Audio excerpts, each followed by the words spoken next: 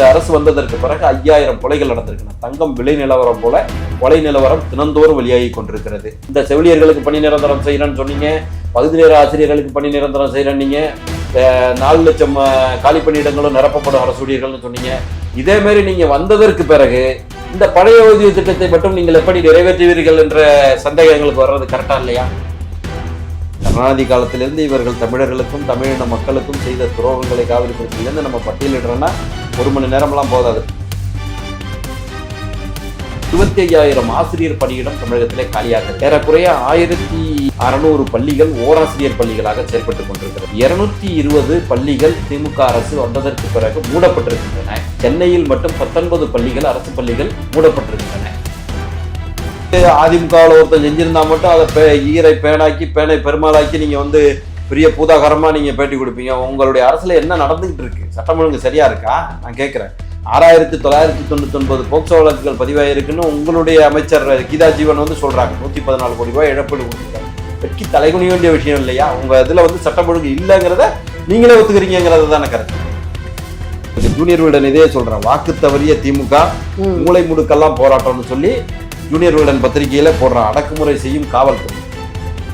அது அம்மா ஆட்சியாகவோ இல்லை எடப்பாடியார் ஆட்சியாகவோ இருந்தால் மறுநாளே அந்த குற்றவாளிகளை என்கவுண்டர். அப்படி பண்ணுனீங்கன்னா தான் பயம் வரும். இதுல நீங்க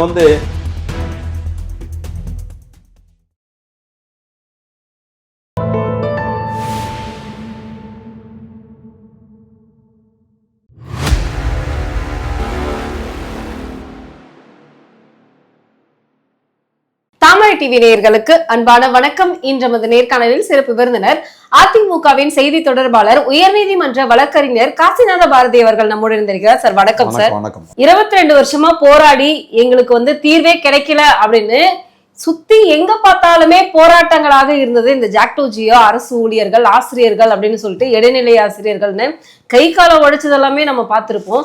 ஆனா இன்னைக்கு திமுக அப்படியே சரியான ஒரு பதிலடி கொடுக்குற மாதிரி அவங்களுக்கு ஒரு ஹாப்பி நியூஸ்னு சொல்லிக்கிட்டே இருந்தாங்க 2 நாளா.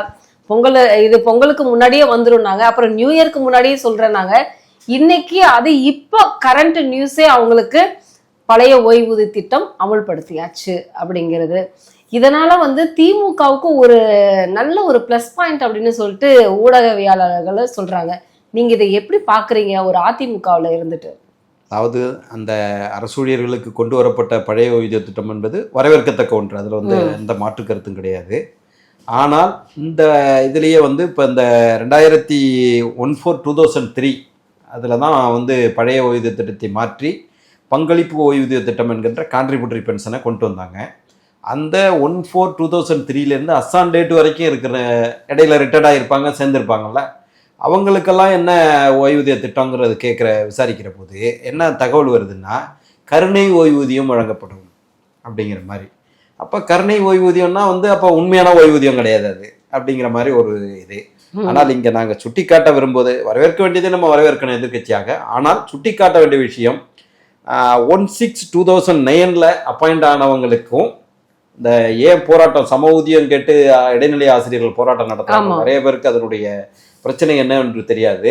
16/2009 அப்பாயிண்ட் ஆனவங்களுக்கு 3170 ரூபா கிரேடு பே அதிகம். அதுக்கு முன்ன அப்பாயிண்ட் ஆனவங்களுக்கு 3170 ரூபா 1.86% மல்டிப்ளை பண்ணுகின்ற போது ஒரே இடத்தில் வேலை பார்க்கின்ற ஒரே நிலையில் உள்ள இடைநிலை ஆசிரியர்களில் ஒருத்தர் 28,000-30,000 சம்பளமும் இன்னொருத்தர் 15,000 சம்பளமும் ஏறக்குறைய பேசிக் பேல மட்டும் 3170 ரூபாய் அடிக்குது. 10 வருஷம் 20 வருஷம் கழிச்சு போகுதுன்னா ஏறக்குறைய 50,000 வரைக்கும் கூட சில பேருக்கு அந்த ஊதியத்துல முரண்பாடு இருக்கு. அதைத்தான் அவங்க அப்பையிலிருந்து கேட்டு போராடி கொண்டிருக்கிறார்கள். அந்த 16/2009 அந்த முரண்பாட்டை உருவாக்கியது திமுக அரசு. ஏறக்குறைய இந்த முரண்பாடு சம்பந்தம், ஏன்னா 2009 திமுக அரசு இந்த முரண்பாடு சம்பந்தமாக இதுல இடைநிலை ஆசிரியர்கள் பாதிக்கப்பட்டிருப்பவர்கள் மட்டும் 20,000 பேர். ஒன்று. இரண்டாவது, நீங்க ஏதோ ஆசிரியர்களுக்கு சாதித்து விட்டதாக சொல்றீங்களா, இதுல இருக்கிற முரண்பாடுகள் என்னங்கிறத சொல்றேன்.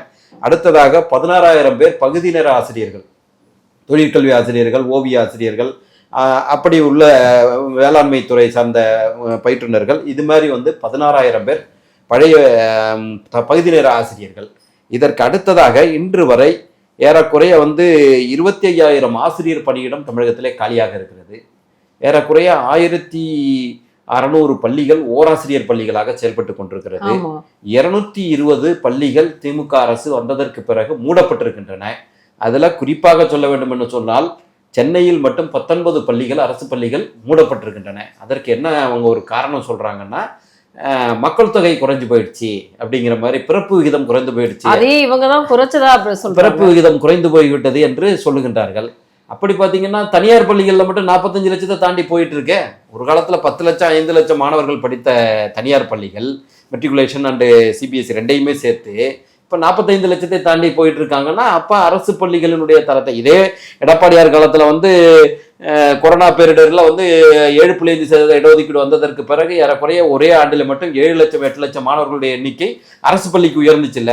அப்ப அந்த தரத்தை மெயின்டைன் பண்ணியிருந்தா இன்னைக்கு வந்து நடந்திருக்குமா இல்லையா? இது ஒன்று. இன்றைக்கு வந்து இந்த திமுக அரசு வந்த போது என்ன அவங்க வாக்குறுதி கொடுத்தாங்கன்னா, அனைத்து அரசு ஊழியர்களும் நியமிக்கப்படுவார்கள், காலி பணியிடங்கள் முழுமையாக நிரப்பப்படும் சொல்லி சொன்னாங்க. ஏறக்குறைய அசான் டேட் வந்து 4 to 4.5 லட்சம் அரசு பணியிடங்கள் காலியாக உள்ளன. குறிப்பாக சொல்ல வேண்டும் என்றால் செவிலியர் பணியிடங்கள், செவிலியர்கள் இப்ப போராடுறது என்ன காரணம் சொல்றாங்கன்னா, நாங்க வந்து ஒரு செவிலியர் வந்து 6 செவிலியர்கள் வேலை பார்க்க வேண்டிய இடத்தை நிரப்ப வேண்டியிருக்கு. 6 பேர் ஒர்க் பண்ண வேண்டிய இடத்துல ஒருத்தர் மட்டும்தான் வேலை செய்கின்றோம். அப்போ வந்து ஏறக்குறைய ஒரு 15,000 செவிலியர்கள் பணியிடம் நிரப்பப்பட வேண்டியிருக்கிறது. ஏற்கனவே வந்து அந்த 2000 அம்மா கிளினிக், மினி கிளினிக்குகளை வந்து எடப்பாடியார் காலத்தில் உருவாக்கி இருந்தாங்க. அதை வந்த உடனே மூடு விழா நடத்தினாங்க. அவங்களையும் இந்த செவிலியர் பணியிடத்துக்கு கொண்டு வந்தார்கள். அடுத்ததாக இவர்களுடைய வாக்குறுதிகள் 356ல வந்து நாங்க செவிலியராக பதவி இருக்கின்ற எல்லாருக்கும் வந்து பணி நிரந்தரம் செய்வோம் அப்படின்னு சொல்லி ஒரு இதை சொன்னாங்க. ஏற்கனவே 2015 அந்த கொரோனா பீரியட்லையும் வேலை பார்த்தவர்களை எல்லாம் சேர்த்து அவர்கள் வந்து ஏறக்குறைய 8500 பேர் பணி நிரந்தரம் கோரி டைம் ஸ்கேல், அதாவது வந்து காலமுறை ஊதியம் கோரி போராட்டத்தில் தொடர்ந்து ஈடுபட்டு கொண்டு வருகிறார்கள். ஆனால் அவர்களுக்கு காலமுறை ஊதியம் கொடுப்பதற்கு இந்த அரசு தயாராக இல்லை. இப்ப என்ன பேச்சுவார்த்தை நடத்தி என்ன பண்ணாங்கன்னா, 1000 பேருக்கு மட்டும், 8500 பேர்ல 1000 பேருக்கு மட்டும் பணி நிரந்தரம் செய்யறோம் அப்படின்னு சொல்லி சொல்றாங்க. அதுவும் குறிப்பாக சுகாதாரத்துறை அமைச்சர் மாசு அவர்கள் அந்த பச்சை பொய் என்று சொல்வார்களே, முழு பூசணிக்காவை சோற்றில் மறைப்பது என்று சொல்வார்களே, அதை போல காலி பணியிடங்களே இல்லைன்னு ஒரு பொய்ய சொல்றாரு. இது வந்து நியாயமே கிடையாது. ஏன்னா எல்லாருக்கும் அப்படி சொன்னவர் தான் இன்னைக்கு வந்து 1000 பேருக்கு பணியிடங்கள் கொடுத்து இப்போ அந்த போராட்டத்தை வந்து ஸ்டாப் பண்ணிட்டாங்க, ஸ்டாப் பண்ணிருக்கிறாங்க. மற்றது நீர்பூத்து நெருப்பா தானே இருக்கு. பாக்கி 7500 பேர் இருக்கிறாங்க, காலி பணியிடங்கள் நிரப்பப்பட வேண்டியிருக்கு. இது எப்ப திரும்பவும் அரசு மருத்துவர்கள் பணியிடங்கள் ஏறக்குறைய 8000 பணியிடங்கள் நிரப்பப்பட வேண்டியிருக்கு. கம்பவுண்டர்கள் பணியிடங்கள் 12,000 நிரப்பப்பட வேண்டியிருக்கு. அதே போல மின்சாரத்துறையில தமிழ்நாடு டிஎன்இபி, தமிழ்நாடு எலக்ட்ரிசிட்டி போர்டுல மட்டுமே 48,000 காலி பணியிடங்கள் இருக்கின்றன. போக்குவரத்து தொழிலாளர்கள் 20,000 to 30,000 பேர் நியமிக்கப்பட வேண்டியிருக்கிறார்கள்.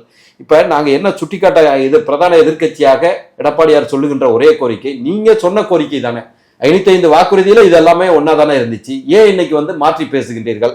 இப்ப ஒரு குடும்பத்துல ஒருத்தருக்கு வேலை வாய்ப்பு என்ற ஒன்று கொடுக்கப்படுகின்ற போது அவரை சார்ந்த அவங்க சகோதரி குடும்பம், அண்ணன் குடும்பம், தம்பி குடும்பம், ஏறக்குறைய ஒருத்தருக்கு வேலை வாய்ப்பு கிடைத்து விட்டாலே ஏறக்குறைய ஒரு 10 பேர் அதை சார்ந்து வாழக்கூடிய ஒரு சூழல் ஏற்படும். இதையெல்லாம் கணக்கில் கொள்ளாமல் நாங்க பழைய, அதாவது வந்து அதுவும் வந்து இந்த 4.5 ஆண்டுகளாக வெளிநாட்டிலே இருந்தாங்க இந்த ஸ்டாலின் அவர்களும் உதயநிதி ஸ்டாலின் அவர்களும், இந்த அரசாங்கமும் செயல்படாமல் இருந்துச்சா? இப்ப தேர்தல் நெருங்குகின்ற போது மட்டும் நீங்க பழைய ஓய்வு திட்டத்தை கொண்டு வர்றாங்கிறது, சப்போஸ் நீங்க வந்ததற்கு பிறகு இப்ப இவங்களுக்கு சொன்ன மாதிரி இந்த செவிலியர்களுக்கு பணி நிரந்தரம் செய்யறேன்னு சொன்னீங்க, பகுதி நேர ஆசிரியர்களுக்கு பணி நிரந்தரம் செய்யறேன், நீங்க 4 லட்சம் காலி பணியிடங்களும் நிரப்பப்படும் அரசு ஊழியர்கள்னு சொன்னீங்க. இதே மாதிரி நீங்க வந்ததற்கு பிறகு இந்த பழைய ஓய்வு திட்டத்தை மட்டும் நீங்கள் எப்படி நிறைவேற்றுவீர்கள் என்ற சந்தேகங்களுக்கு வர்றது கரெக்டா இல்லையா? இவங்களையெல்லாம் பொய் வாக்குறுதி சொல்லி ஏமாத்தின மாதிரி இந்த பழைய ஓய்வு திட்டமும் அந்த பொய்களில் ஒன்றாக மாறிவிடுமோ என்ற அச்சம் இருக்குது. இல்ல அப்படி இருந்தாலும் சார், இதுல இன்னொரு கேள்வி என்ன எழுதுன்னா, இன்னைக்கு அதிமுக தான் வந்து இப்படி இந்த மாதிரியான போராட்டங்கள் வருவதற்கு காரணமே அதிமுக தான் அப்படின்னு வந்து மாசுவும் அன்பில் மகேஷும் சொல்றாங்க. அதுல முக்கியமா இன்னொரு விஷயத்தையும் வந்து பார்க்க வேண்டியது இருக்கு. ஏன்னா நிதியே இல்லை தமிழகத்தில், மத்திய அரசாங்கம் கொடுக்கவே இல்லை அப்படின்னு சொல்றாங்க. ஆனா இன்னைக்கு போராடிட்டு இருக்கக்கூடிய அரசு ஊழியர்கள் எல்லாருமே எங்களுடைய பணத்தை தான் நாங்க கேட்கிறோம் அப்படிங்கிற மாதிரி சொன்னாங்க. இப்ப அவங்க வச்ச கோரிக்கைகளுக்கும் அந்த அவங்க கொடுத்த வந்து ஆலோசனைகளுக்கும் வந்து தமிழக அரசு வந்து தலை சாய்த்து இப்படி ஒரு திட்டத்தை வந்து அமலுக்கு கொண்டு வந்திருக்காங்க. தலை சாய்த்தோ மக்களின் நலன் சார்ந்தோ செய்ததாக நான் எந்த இடத்திலையும் எடுத்துக்கொள்ள முடியாது. ஏன்னா வந்து இது வந்து இப்போ நேற்றைக்கு வரைக்கும் நீங்க பார்த்திருப்பீங்க, சம ஊதியம் கோட்ட ஆசிரியர்களை வந்து அடித்து தரதரவென்று இழுத்து செல்வது, கையை உடைப்பது, ஆண் காவலர்களை கொண்டு பெண் காவலர்கள் மீது தாக்குதல் நடத்துவது, இந்த செவிலியர்கள் போராட்டம் நடத்தினாங்க. அதே மாதிரி தூய்மை பணியாளர்கள் இப்ப வந்து 4-5 மண்டலங்கள் தான் பிரச்சனையில இருந்துச்சு. இப்ப 3-8 அடுத்த மண்டலங்களை வந்து இன்னைக்கு தனியாருக்கு விடுவதற்கு இவங்க தயாராகிட்டு இருக்காங்க. அதுக்கான ப்ரொபோசல் போயிட்டு இருக்கு. அதனால தூய்மை பணியாளர்கள் சென்னை முழுவதும் பல்வேறு இடங்கள்ல ரிப்பன் பில்டிங்ல, கலைஞர் நினைவிடத்துல, அது மாதிரி வந்து மெரினா கடற்கரையில, அடுத்து சாழ்வார்பேட்டையில ஸ்டாலின் இல்லம் வரை அவங்க போராடுவதற்கு தயாராகி விட்டார்கள். அப்ப இந்த போராட்டத்தை வந்து மக்களுடைய போராட்டத்தை நீங்க வந்து கேள்விப்பட்டிருப்பீங்க, பிரிட்டிஷார் ஆட்சியில மகாத்மா காந்தி அவர்கள் தலைமையில் அகிம்சை போராட்டம் நடந்துச்சு. எந்த இடத்துலையும் தாக்குதல்ங்கிறது எங்கேயாவது ரவுலட் சட்டம் மாதிரி ஒரு சில இடங்கள்ல தான் நடந்திருக்குமே தவிர அது மாற்று கவர்மெண்ட் இருந்தது. நம்ம அரசுல நீங்க கொடுத்த வாக்குறுதியை நிறைவேற்றலன்னு சொல்லி தான் கேட்குறாங்க. இப்போ ராபர்ட் என்ன சொல்றாரு, சம ஊதியம் கேட்டு போராடுகின்ற இடைநிலை ஆசிரியர்களுடைய தலைவர் பொதுச்செயலாளர் என்ன சொல்றாரு, ராபர்ட் வந்து நீங்க சொன்ன வாக்குறுதியை 311 தானே நீங்க வாக்குறுதியில சொன்னீங்கல்ல, அதை நிறைவேற்றுங்கன்னு தான் நாங்க கேட்கிறோம். நாங்க எதுவும் நீங்க சொல்லாத வாக்குறுதியா நாங்க கேட்கல.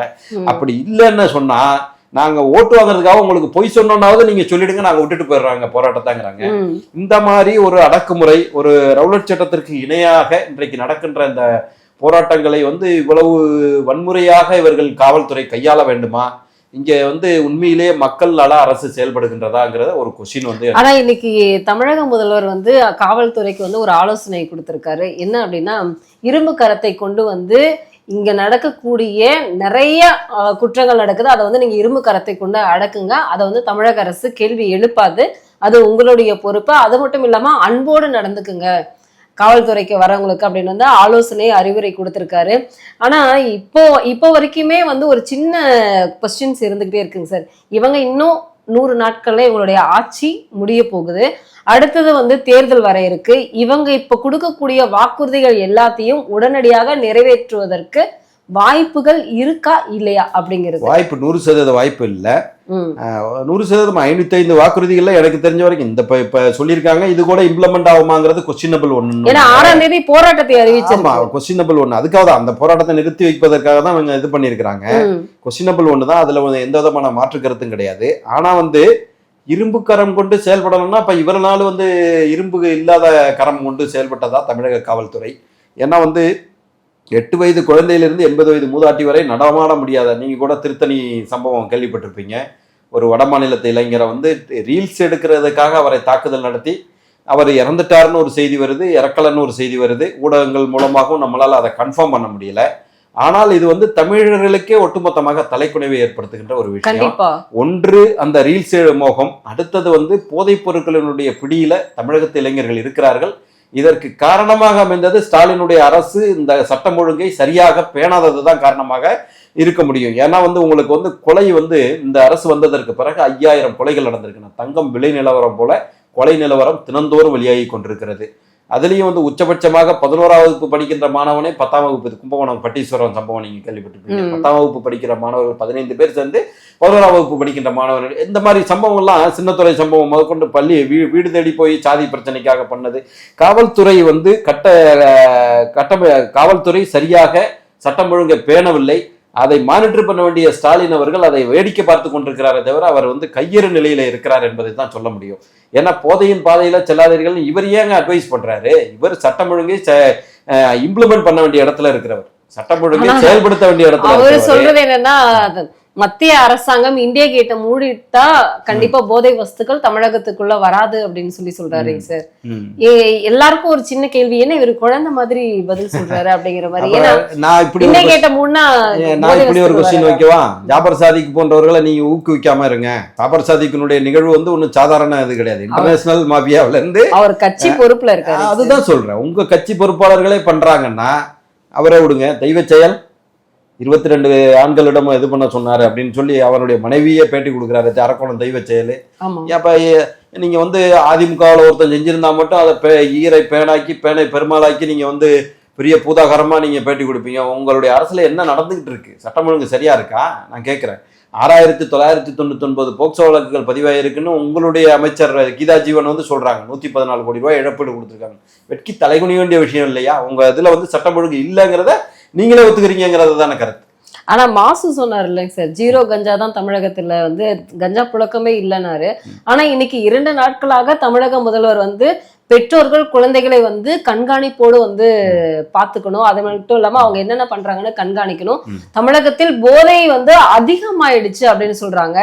பெற்றோர்கள் அதை பாதுகாக்கணும், மத்திய அரசாங்கம் இதை வந்து கையில் எடுத்துக்கணும்னு சொல்றாரு. மத்திய அரசாங்கம் கையில் எடுக்கிற மாதிரி இருந்தா ஏன் மாநில ஆட்சி தேவையில்லை? நாங்க சொல்றோம், செயல்படாத அரசா இருக்கு, இதை மாத்துக்கணும். நேற்றைக்கு பேட்டி பாத்தீங்களா, 1 லட்சம் கஞ்சா சாக்லேட்டுகள் திருத்தணியிலையும் திருவள்ளூர் மாவட்டத்திலையும் மட்டும் திருவள்ளூர் மாவட்டத்துல மட்டும் பிடிச்சிருக்கிறாங்கன்னு சொன்னா, அப்ப மாசுக்கு எதிராகவே முதலமைச்சர் ஸ்டேட்மெண்ட் கொடுக்குறாரா?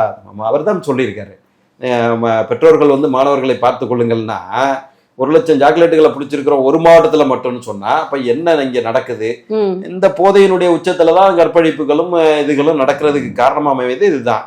அப்ப வந்து மாசு பொய் சொல்லி கொண்டிருக்கிறாருங்கிறத அவர் முதலமைச்சரே நேற்று ப்ரூவ் பண்ணிட்டார். நேற்று அவர் பேட்டியிலே சொல்லிட்டார், 1 லட்சம் போதை சாக்லேட். சரி, இவங்க போதைக்கு வந்து மக்களுக்கு அறிவுரை சொல்றதை விட இவங்க கனிமொழி சொல்றாங்க எல்லா டாஸ்மார்க்கே வந்து மூடுவதற்கான வேலைகள், அதாவது கொஞ்சம் கொஞ்சமா மூடிட்டு இருக்கோம், போதை பழக்கங்கள் வந்து நம்ம நாட்டுல வந்து குறைஞ்சிருக்கு, அதனால தமிழக முதல்வரால தான் அப்படிங்கிறாங்க.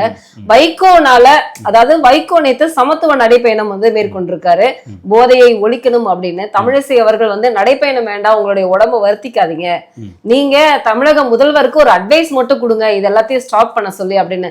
ஏன் இவங்களே இதை வந்து க்ளோஸ் பண்ணிடலாமே சார்? இவங்க ஏன் திருமாவளவனும் மதிமுகவும் இப்படி மாறி மாறி வந்து ஒவ்வொரு குறைகளை சொல்ற இவங்க கிட்ட எடுத்து சொல்றாங்களா, இல்ல வந்து மக்களுக்கு வந்து மூடி மறைக்கிறதுக்காக இப்படி ஒரு நாடகம்? மொத்தமாவே நாடகம் தான்.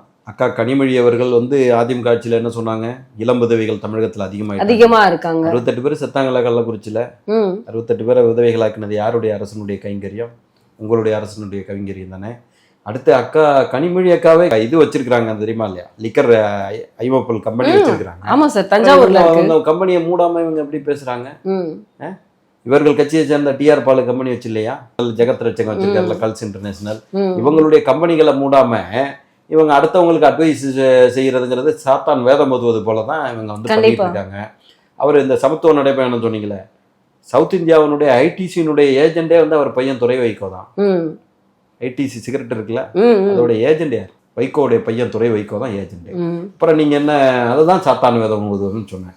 அதனால வந்து அதாவது இவங்க எல்லாருமே நினைப்பது என்னன்னா, ஒரு நாடு வந்து ரொம்ப சுபிட்சமா இருக்கு, ரொம்ப மக்கள்லாம் சந்தோஷமா இருக்காங்கிற மாதிரி ஒரு பொய்யான கட்டமைப்பை தமிழகத்தில் உருவாக்கி அதற்கு ஊடகங்களை கையில் வைத்து கொண்டு மொத்தமாகவே வந்து, அதாவது நல்லா போய்கிட்டு இருந்தா எடப்பாடியாருடைய அரசு, ஒன்று கொரோனா பேரிடர், மெடிக்கல் எமர்ஜென்சி, 7.5% இடஒதுக்கீட்டிலிருந்து அவர் அற்புதமான ஆட்சி, ஒரு 22 லட்சம் பேருக்கு வந்து விலை இல்லாமல் உணவுகளை அம்மா உணவுகள் மூலமாக கொடுத்து அற்புதமான ஆட்சியை கொடுத்து கொண்டிருந்த அந்த காலகட்டத்தில், ஏன்னா ஒரு ஆர்டினரி டைம்னா ரைட்டு, அவருக்கு மெடிக்கல் எமர்ஜென்சி இருந்தபோது ஏறக்குறைய போலி கோவன்கள், போலி சத்தியராசிகள் இவங்களெல்லாம் வச்சுக்கிட்டு 33,000 போராட்டங்களை நடத்தியது திமுக. வீட்டு முன்னால நின்று 3 டாஸ்மாக், அப்ப கூட எந்த ஒரு வரி எதுவுமே வந்து உண்மையில ஒரு அற்புதமான ஆட்சியை கொடுத்தார்.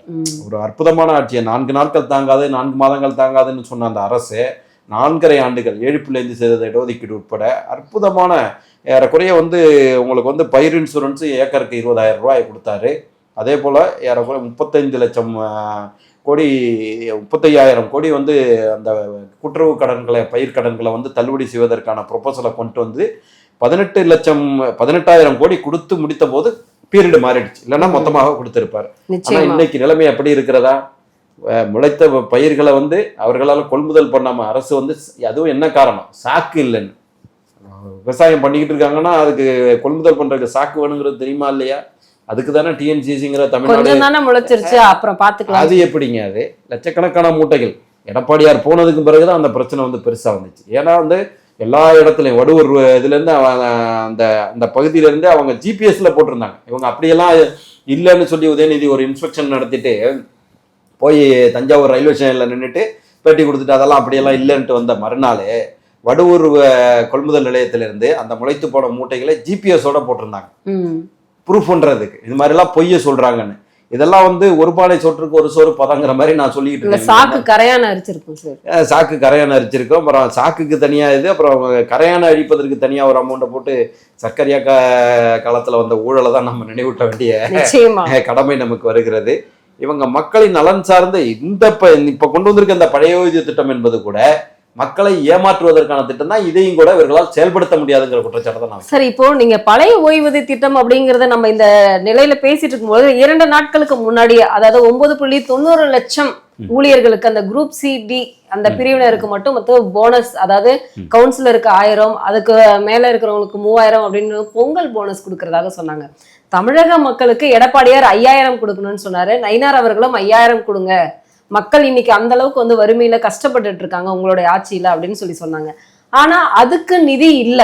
ஏன்னா அதுக்கு ஒரு கருத்து கணிப்பு சொல்லியிருந்தாங்க 90,000 கோடி தேவைப்படும் அப்படின்னு சொன்னாங்க. ஆனா அந்த அளவுக்கு நிதி இல்ல அப்படின்னு சொல்லக்கூடிய அரசு இவங்களுக்கு மட்டும் எப்படி போனஸ் கொடுக்கறதுக்கு 3000 போனஸ் கொடுக்க எப்படி வரும்? மக்களுக்கு எல்லாமே தேர்தலை கணக்கில் கொண்டுதான். இப்ப இந்த அரசு வந்ததற்கு பிறகு இவங்க உயர்த்தியது மட்டுமே மின்சார கட்டணத்தை 3 மடங்கு. 500 ரூபா கட்டினவங்கலாம் அன்றைக்கி 3000 ரூபா கட்டிக்கிட்டு இருக்காங்க. அதே போல் சொத்து வரியை 150 மடங்கு உயர்த்தினீங்க. கமர்ஷியல் டேக்ஸ் இந்த மாதிரி பில்டிங்களுக்கு, கமர்ஷியல் பில்டிங்களுக்கு 18% வரியை போட்டிங்க. குப்பைக்கு வரி போட்டு 2015 ஆண்டி டேட் போட்டு வசூல் பண்ணுறதுக்கு வந்தீங்க. மக்கள் எதையும் மறந்து விடவில்லை. மக்களுடைய ஞாபக மறதியை மட்டுமே முதலீடாக கொண்டு கருணாநிதி காலத்திலிருந்து இவர்கள் தமிழர்களுக்கும் தமிழின மக்களுக்கும் செய்த துரோகங்களை காவிரி பிரச்சனையிலேருந்து நம்ம பட்டியலிடுறோன்னா 1 மணி நேரம்லாம் போதாது, 10 மணி நேரம் எனக்கு டைம் கொடுத்தா கூட என்னால் பேச முடியும். இந்த துரோகங்களை எல்லாம் மறந்து விடுவார்கள் என்று ஏதோ பாஜகவோடு சேர்ந்து விட்டதனால தமிழின துரோகங்கிற மாதிரி 1.5 லட்சம் தமிழர்களை கொண்டு குவித்த இவர்கள் தமிழர்கள் தமிழினத்தை பற்றி பேசுவதற்கான அருகதை இவர்களுக்கு கிடையாது. இல்ல, மக்களை 2 நாட்களாக அமைச்சர்களை ஓட விரட்டிட்டு இருக்காங்க. ஆமா. இந்த உங்களுக்கு ஜூனியர் வீடன் இதே சொல்றேன், வாக்கு தவறிய திமுக மூளை முடுக்கெல்லாம் போராட்டம்னு சொல்லி ஜூனியர் வீடன் பத்திரிகையில போடுறான். அடக்குமுறை செய்யும் காவல்துறையை தான் பொதுவாக சுட்டி காட்டுறான். அதிமுக ஆட்சியிலாம் அப்படி ஒரு அடக்குமுறை நடந்ததும் கிடையாது. அப்படி தன்னெழுச்சியான போராட்டம் மக்கள் சார்பாக நடந்தது கிடையாது. அன்னைக்கு நடந்த அந்த 33,000 போராட்டங்கள்ல ஏறக்குறைய 80% போராட்டங்கள் திமுகவினால் கட்டவிழ்த்து விடப்பட்ட போலியான போராட்டங்கள். இப்ப இந்த 100 நாட்களுக்கு எப்படியாவது ஆட்சியை பிடிக்கிறதுக்கு அப்புறம் வந்ததுக்கு பிறகு போய் சொல்லிடுவோம், பகுதிநேர ஆசிரியர்களை ஏமாத்தலையா, சமவெளிக்கு சமூதியம் கேட்ட இடைநிலை ஆசிரியர்களை ஏமாத்தலையா, இந்த 505 வாக்குறுதியில ஏறக்குறைய ஒரு 80% வாக்குறுதிகளை நிறைவேற்றாமலே பண்ணியாச்சுன்னு சொல்லி பொய் சொல்லலையா? போதைப் பொருட்களுடைய காடா இருக்குன்னு தமிழகங்கிறது எல்லாருக்கும் தெரிந்த விஷயம். கண்ணை மூடிக்கொண்ட பூடை போல மாசு மட்டும் மூடலன்னு சொல்றாரு. எல்லாமே பொய்யாக கட்டவிழ்த்து விடப்படுகின்ற இதுவும் நிஜம் இல்ல, எதுவுமே நிஜம் இல்ல. ஒரு கற்பனை தான், உட்டோப்பியான்னு சொல்லுவான். கற்பனை உலகத்துல இருக்கிறதுன்னு சொல்லி அவன் சொத்துக்கே வழி இல்லாம இருப்பான். ஆனா என்ன கனவு காணுவான்னா பல கோடி ரூபாய்க்கு சொத்தை வாங்கிட்டதாகவும் ஒரு ஸ்டார் ஹோட்டலை கட்டிட்டதாகவும் கனவு காணுவான்ல, அந்த மாதிரி ஒரு மாயை தமிழகத்துல மக்களுடைய கஷ்டங்களை அப்படியே போலி நாடகங்களாக மாற்றி இவர்கள் செய்து கொண்டிருக்கிறார்கள் தான் நான் குற்றச்சாட்டு. ஒரு வழக்கறிஞர் கிட்ட இந்த கேள்வியை கண்டிப்பா கேட்கணும் சார். ஏன்னா போதை பழக்கங்கள் இன்னைக்கு தமிழ்நாட்டுல அதிகமா இருக்குன்னு தமிழக முதல்வரே ஒத்துக்கிட்டாரு. இந்த திருத்தணியில நடந்த அந்த சிறார்கள் அவர்களை பார்த்த சிறுவர்கள் மாதிரியே யாருக்கும் வரல. ஏன்னா அந்த அளவுக்கு போதை பழக்கத்திற்கு அடிமையாயிட்டாங்க. ஒருத்தரை ஜாமீன்ல விட்டுட்டாங்க, 3 பேரை சிறுவர் சீர்திருத்த பள்ளியில போட்டுட்டாங்க அப்படின்னு சொல்றாங்க. இவங்க பண்ணன குற்றத்துக்கு, ஏன்னா அந்த பையன் இறந்துட்டான் அப்படிங்கிற மாதிரியான ஒரு தகவல் தான் இன்னைக்கு. அது வதந்தியா இல்ல உண்மையா இல்ல அவசரமாக ஒடிசாக்கு அனுப்பி வைக்கப்பட்டதுன்னு ஐஜி சொல்றாரு. இதுல எது உண்மை நிலவரம் அப்படிங்கிற ஒரு கேள்வியும் இருக்கு. உண்மையாகவே அந்த சிறுவர்களுக்கு அதிகபட்ச தண்டனை அதுதானா? இல்லை, அதாவது சிறுவர் சீர்திருத்த பள்ளிக்கு கொண்டு போவாங்க. பட் நான் பார்த்த விதத்தில் அவங்க சிறுவர்களாக எனக்கு தெரியல. இவங்க அந்த தன் மீதான குற்றச்சாட்டு அதிகமாகிடுங்கிறதுக்காக அது ஒரு போலியாக நடந்திருக்கான்னு நமக்கு அது சப்ஜெக்ட் டு வெரிஃபிகேஷன் வைங்களேன். ஆனால் இது தமிழர்கள் ஒட்டுமொத்த தமிழினத்திற்கும் தலைகுனிவை உருவாக்க வேண்டியது. ஏன்னா இந்த எல்லாமே அவர் சொல்கிற மாதிரி அந்த போதைப் பொருட்களுடைய பிரச்சனை தான். போதையை வர்றதால தான் கற்பழிப்பு வழக்குகள், கொலை, கொள்ளை மொத்தமாக இது நடந்துகிட்டு இருக்கிறதுக்கு போதை தான் காரணம். அந்த மாணவர்கள் பட்டீஸ்வரம் பிரச்சனையும் கூட அதுவும் கூட போதையாக இருக்கலாம். ஏதோ ஒரு தவறான உந்துதலில் தான் அந்த மாதிரி விஷயங்களை செய்து கொண்டிருக்கிறார்கள். எனக்கு தெரிஞ்சவரை அந்த மாணவன், அந்த வெட்டப்பட்ட அந்த ஒடிசா மாநிலத்தை சேர்ந்தவர் இருக்கிறாரா இல்லையாங்கிறத தெளிவுபடுத்த வேண்டியது தமிழக அரசனுடைய கடமை. ஏன்னா நான் ஒரு ஊடகத்துல பார்த்தேன் இறந்துட்டாரு அப்படிங்கிற மாதிரி, இந்த இறப்பிற்கு யார் பொறுப்பு அப்படிங்கிற மாதிரி வந்துச்சு. பட் ஆனா தஞ்சாவூர்ல சுத்தியும் போஸ்டர் அதையும் கேள்விப்பட்டேன். ஆனா ஆதென்டிகேஷன் இல்லாம நம்ம குற்றச்சாட்டை சொல்ல முடியாது. ஆனால் இங்க நடக்கின்ற மொத்த நிலவரங்களையும் பார்க்கின்ற போது அதுக்கான வாய்ப்புகளும் இருக்கிறதுங்கிறது தான் நம்ம சொல்றோம். அந்த முதுகலை மாணவி கற்பழிக்கப்பட்டதா இருக்கட்டும், ஞானசேகரன் பிரச்சனையா இருக்கட்டும், இப்படி இந்த நடக்கின்ற அத்தனை வழக்குகள், இந்த 6999 வழக்கு கீதா ஜீவன் சொல்லுகின்றார்கள் என்றால் அதுல பாதி இல்லது 80% வழக்குகளும் போதை சார்பான விஷயங்களா தான் இருக்க முடியும். ஏன்னா எல்லாரும் குடும்பத்திலையும் பெண்கள் இருக்கிறாங்க, ஒவ்வொருத்தருக்கும் சகோதரிகள் இருக்கிறாங்க, பெண் குழந்தைகளுடைய தந்தையாரா இருக்கிறாங்க. ஆனா இந்த மாதிரி சம்பவங்களை நடத்துறாங்கன்னா உச்சபட்சமா நீங்க காவல்துறை திருவண்ணாமலையில செய்யலாங்க. காவலர்களே தாயின் முன்னிலையில மகளை கற்பழித்ததை அவனெல்லாம் என்கவுண்டர்ல போடணுங்க. அப்பதாங்க அம்மா ஆட்சியா இருந்துச்சுன்னா செஞ்சிருவாங்க, உடனடியா செஞ்சிருவாங்க. நேற்றைக்கு கூட நுங்கம்பாக்கத்துல கம்ப்ளைண்ட் கொடுக்க வந்தவங்களை வந்து எஸ்ஐ ஏட்டையாவெல்லாம் சேர்ந்து 15,000 லஞ்சம் கொடுன்னு கேட்டு அவனை சஸ்பெண்ட் பண்ணியிருக்கிறாங்க, காவலர்களை சஸ்பெண்ட் பண்ணியிருக்காங்க. இது வந்து பயம் போயிடுச்சு. உங்களுடைய நிர்வாகம் உங்களுடைய கரங்களில் இல்லை. முதல்ல நான் அவர் சொன்னார்ல காவலர்களுக்கு இரும்பு கரம், முதல்ல அந்த இரும்பு கரத்தை தூக்கி ஸ்டாலின்கிட்ட கொடுக்கணும். ஸ்டாலின்ட்டு கொடுத்தாலும் அதை ஒழுங்கா செயல்படுத்துவாரான்னு எனக்கு தெரியல. அதனாலதான் இந்த மாதிரி சம்பவம் நடக்குது. எல்லாத்தையுமே வந்து காவல்துறையை குறை சொல்றாரு, மத்திய அரசாங்கத்தை குறை சொல்றாரு. ஆனா ஆட்சி வந்து மாநில அரசு கிட்ட இருக்கும் பொழுது இந்த மாதிரியான குற்றங்களை வந்து இப்படி ஒரு சம்பவத்தை ஏற்படுத்தி இருக்கும் பொழுது அவர்களுக்கு ஒரு பெரிய தண்டனையை வந்து கொடுத்திருக்கணும். இப்போ இங்க நடந்துட்டு இருக்கக்கூடிய இஷ்யூஸ்க்கு எல்லாத்துக்குமே வந்து ஒட்டுமொத்தமாக மத்திய அரசாங்கத்தை இந்த ஒடிசா மாணவனுடைய சம்பவம் நடந்தது. ஒடிசாவனுடைய அந்த பையனுடைய சம்பவத்திலேயே அது அம்மா ஆட்சியாகவோ இல்லை எடப்பாடியார் ஆட்சியாகவோ இருந்திருந்தால் மறுநாளே அந்த குற்றவாளிகளை என்கவுண்டர் பண்ணியிருப்பாங்க. அப்படி பண்ணினீங்கன்னா தான் பயம் வரும். இதுல வந்து நீங்க தேவையில்லாத ஆம்ஸ்டாங் வழக்குல தானே வந்து சரண்டரான திருவேங்கடத்தை கொண்டு போய் என்கவுண்டர் பண்றீங்க. அதுல வேற ஏதோ பின்புலத்துல இருக்குன்னு தான் இன்னைக்கு அவங்க மனைவி வந்து போய் உச்சநீதிமன்றத்துல சிபிஐ என்கொயரி கேட்டு வழக்கு போட்டிருக்காங்க. இப்போ உடல்நலத்தை காரணமாக காட்டி ஒரு பையனை ஜாமீன்ல விட்டதாக சொல்றாங்கல்ல சார். இப்போ சிறுவர் சீர்திருத்த பள்ளியிலையும் மாணவர்கள் படிப்பதற்கான ஒரு வாய்ப்புகளை அப்புறம் ஏன் அந்த பையனை மட்டும் வந்து வெளியே விடணும்? என்ன காரணம்? ஏதாவது கட்சிக்காரங்களுடைய பையனா இருப்பான், இப்படிதான் இருக்க முடியும். திமுகவினுடைய ஒட்டுமொத்த அகராதியையும் பார்த்தீர்கள் என்றாலே அந்த குற்றவாளிகளுக்கு புகலிடம் கொடுப்பது என்பது இவங்களுடைய மோடஸ் ஆபரண்டி. இது கருணாநிதி காலத்துல இன்னைக்கு திருமாவளவன் உண்மையாவே திருமாவளவன் வந்து வன்முறை தூண்டுற மாதிரி தானே சார் வந்து சிறார்களுக்காக வந்து 17 வயசுல இருக்கிறவன் எவன் பண்ணா என்ன 3 மாசத்துல உள்ள போயிட்டு வந்துருவேன், 3 வருஷத்துல உள்ள போயிட்டு வந்துருவேன், நீ எல்லாம் பண்ற அப்ப அடுத்து இருக்கிறவனை செய்யன்னு சொல்லி ஊக்குவிக்கிறது தான் திருமாவளவனுடைய. அதான் இப்ப இன்னைக்கு அவரு பேசவே இல்லை. திருமாவளவன் வந்து உண்மையிலே சுயம்புவாக வந்த தன்னெழுச்சியாக வந்த ஒரு தலைவர். உண்மையிலே அவர் மேல ஒரு மரியாதை இருந்துச்சு. ஆனால் எனக்கு வந்து அந்த மரியாதை எப்போ போணுச்சுன்னா அந்த தூய்மை பணியாளர்கள் போராட்டத்தில் அவர் வந்து நடுஇரவில் வெள்ள தெரியாமல் வந்துட்டு போனதுலேருந்து அந்த போராட்டத்தை 1, 2வது வேங்கவேல் பிரச்சனை 2லையுமே அவர் என்ன காரணத்திற்காக அந்த இயக்கத்தை ஆரம்பித்தாரோ, ஒடுக்கப்பட்ட மக்களினுடைய விடுதலைக்காக நான் ஒரு இயக்கம் நடத்துகின்றேன் என்று சொல்லுகின்ற நீங்கள், நான் இந்த இடத்துல வந்து ஆம்ஸ்டாங்கையும் அவரையும் கம்பேர் பண்ண விரும்புகிறேன். எனக்கு தெரிந்து நான் பெரம்பூர் பகுதியில் வசிக்கிறவன். ஆம்ஸ்டாங்கை பொறுத்த வரைக்கும் ஏறக்குறைய ஆயிரக்கணக்கான மாணவர்களை தன்னுடைய சொந்த செலவுல படிக்க வச்சார். இந்தியா டொனேஷன் வாங்கியோ இது பண்ணியோ படிக்க வைத்தார். ஆனா அந்த மாதிரியான ஒரு முன்னுதாரணம் எனக்கு தெரிந்தவரை திருமா அவர்களிடம் இருப்பதாக நான் காணவில்லை. ஏன்னா வந்து நீங்க வேங்கவேல் பிரச்சனையில உண்மையான குற்றவாளிகளை இந்நேரம் வெளியில கொண்டு வந்திருந்தீங்கன்னா நீங்க உண்மையில ஒடுக்கப்பட்ட சமுதாயத்தை போராடுபவர்கள். அடுத்ததாக இந்த தூய்மை பணியாளர்கள் எங்களுக்கு வந்து ராம்கி நிறுவனத்திட்ட கொடுக்காத, எங்களுக்கு பழைய இதுலயே நாங்க இருக்கிறோம்னு சொல்றாங்க. காலமுறை ஊதியத்தை கேட்கிறாங்கன்னா அவர் ஏன்னா இருக்கிற கடைநிலை நம்ம துப்புகின்ற எச்சை முதற்கொண்டு சுத்தம் செய்கின்ற ஒரு கடைநிலையில் இருக்கின்ற தேவையான ஒரு எசென்சியல் அவங்களுக்கு ஆனா இதை கூட இவரால் பெற்றுத்தர முடியவில்லை என்று சொன்னால் என்ன காரணத்திற்காக இவங்க இயக்கம் நடத்துகின்றார்கள்? சிஞ்சா அடிப்பதற்காக. ஸ்டாலினுடைய நடத்துகின்ற அந்த சட்டவிரோத ஆட்சிக்கு வந்து சிஞ்சா அடிப்பதற்காக இவங்க மட்டும் இல்ல, கம்யூனிஸ்ட் தோழர்களையும் சேர்த்து தான் சொல்றேன். சண்முகம் நல்லா தான் பேசிட்டு இருக்காரு, வர வர சரியில்லை. இவங்க வந்து அவரே ஓப்பனாவே சொல்லிட்டாரு, அரசு ஒண்ணுமே பண்ணல அப்படிங்கிற மாதிரி சொல்லிட்டாரு. இருந்தாலும் வந்து அதை இன்னும் வந்து போர்க்குரலாக வெடிக்கணும். நம்ம இயக்கம், அதாவது தேர்தல் நேரத்துல ஒரு கூட்டணிங்கிறது அமைக்கிறதுங்கிறது வேற. பட் 5 ஆண்டுகளும் அவங்க பின்னாலேயே சாமரம் வீசுவதற்காக ஒரு இயக்கம் நடத்துவதுங்கிறது, அதுக்கு தனி கட்சி நடத்த வேண்டியது அந்த இயக்கத்திலேயே நீங்க மெர்ஜர் ஆகிட்டு. அதாவது ஒரு தனி இயக்கம் நடத்துவதுங்கிறது தேவையில்லை. ஜனநாயக இயக்கங்கிறது சொல்றதுக்கு வந்து நீங்க போராட்ட களத்தை உண்மையா முன்னெடுத்தீங்கன்னா தான் நீங்க வந்து ஜனநாயக இயக்கம் நடத்துறதா. அந்த இடத்துல என்னால் மார்தட்டி சொல்ல முடியும். அனைத்து இந்திய அண்ணா திராவிட முன்னேற்ற கழகத்தை பொறுத்தவரை என்றைக்குமே தமிழ்நாட்டு மக்களுக்காக, தமிழினத்திற்காக 69% இடஒதுக்கீட்டிலிருந்து ஆயிரக்கணக்கான திட்டங்களை என்னால் சொல்ல முடியும். அதுவும் குறிப்பாக எடப்பாடியார் ஒவ்வொரு விஷயத்தையும், அத்திக்கடவு அவிநாசி திட்டம் பார்த்தீங்கன்னா அந்த 4 ஈரோடு, திருப்பூர் உள்ளிட்ட 4 மாவட்டங்களுக்கு லட்சக்கணக்கான மக்களுக்கு நன்மை செய்யக்கூடிய அந்த அத்திக்கடவை பல ஆண்டுகள், கிட்டத்தட்ட 60-70 ஆண்டுகள் இதை வந்து நிறைவேற்றியது. சத்தமே இல்லாமல் பல சகாப்தங்களை படைத்தவர் எடப்பாடியார். நம்மளால வந்து நிறைய சொல்ல முடியும், என்னால் வந்து சொல்ல முடியும். அப்படி மக்களின் நலனுக்காக செயல்படுகின்ற ஒருவர் என்பது இது. அதே பொய்யாக எங்கேயோ இருக்கிற 4 பேரை கொண்டாந்து வச்சுட்டு இவங்க கூட அந்த மகளிர் மாநாடு ஒன்று நடத்துனாங்கல்ல, வெல்லும் தமிழ் பெண்கள், அந்த மாநாட்டில் வந்து ஒருத்தருக்கு கை பொருத்தினதா சொல்லி ஒரு இது சொன்னாங்க. ஏதோ வரலாற்றிலேயே முதல்ல தாங்க தான் பண்ணதா சொல்லி.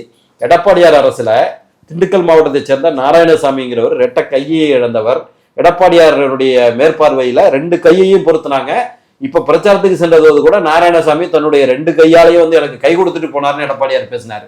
அதாவது வந்து ஏதோ ஒண்ணு அததான் அந்த ஈர பேனாக்கி பேனை பெருமாளாக்குகின்ற மாதிரி 8 பெண்களை மட்டும் 8 பேர் பயனாளிகளை கொண்டாந்து அந்த மீட்டிங்ல வச்சு பெரிய பலன் ஒட்டுமொத்த 8.5 கோடி தமிழ் மக்களும் வந்து சுபிட்சமாக இருப்பதாக ஒரு பொய்யான மாயையை கட்டமைத்து தமிழ்நாட்டு மக்களை ஏற்கனவே 55 வாக்குறுதிகளை கொடுத்து ஏமாற்றியது போலவே திரும்பவும் தன்னுடைய ஏமாற்று வேலையை, அது வந்து தாத்தா காலத்தில் தொடங்குறது, தாத்தா கருணாநிதி அவர்கள் காலத்தில் ஆரம்பித்து ஸ்டாலின் அவர்கள், உதயநிதி ஸ்டாலின் அவர்கள், இப்படி ஏமாற்று திட்டங்கள் மூலமாகவே தமிழ்நாட்டு மக்கள்கிட்ட திரும்பவும் வந்து உட்கார்ந்துடலான்னு ஒரு பொய்யான போலி கபட வேடத்தை வந்து ஆடிக்கொண்டிருக்கிறார்கள் திமுக.